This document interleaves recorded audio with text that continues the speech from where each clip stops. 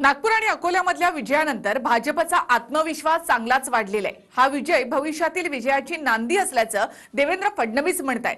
तर ज्या प्रकारे महाविकास आघाडीचीच मतं फुटली त्यावरून भाजपशी महाविकास आघाडी कशी लढणार अशी चर्चाही सुरू झाली आहे। पाहूया।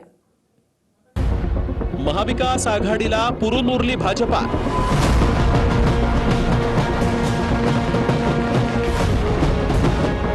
महाविकास आघाडीचीच मतं फुटली, भविष्यात काय घडणार?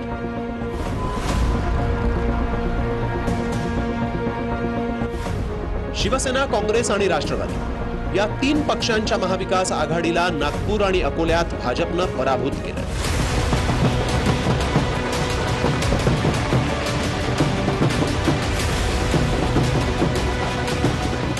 नागपुरात भाजपकडे विजयाचं संख्याबळ होतं, तरीही तिथं महाविकास आघाडी तीन पक्ष एकत्रित आले म्हणजे सगळ्या प्रकारचा विजय होऊ शकतो, अशा प्रकारचं जे गणित मांडलं जात होतं ते चुकीचं आहे।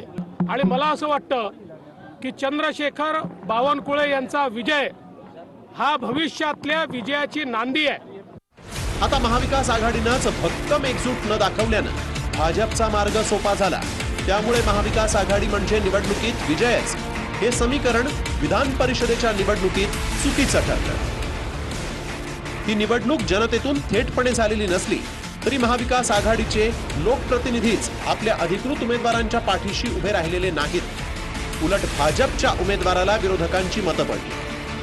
महाविकास आघाडी राज्यात सत्तेवर असताना जर महाविकास आघाडीतल्या पक्षांची अशी लक्षणीय मतं फुटत असतील तर निश्चितच हे महाविकास आघाडीसाठी उषणावह नाही। त्या लोकांमध्ये काय नाराजी आहे याची खरोखरच दखल महाविकास आघाडीने घ्यायला पाहिजे। महाविकास आघाडीला धक्का देत भाजपनं विजय मिळवताच भाजपच्या प्रदेशाध्यक्षांनी सरकारला आव्हान दिलं। विधानसभेच्या अध्यक्षपदाची निवडणूक गुप्त पद्धतीनं घ्या, मग अध्यक्ष कोणाचा होतो ते कळेल, असं चंद्रकांत पाटील म्हणाले। विधानसभेची अध्यक्षाची निवडणूक सुद्धा गुप्त मतदान पद्धतीने होण्याचा प्रघातीय आणि घटनेची तरतूद आहे।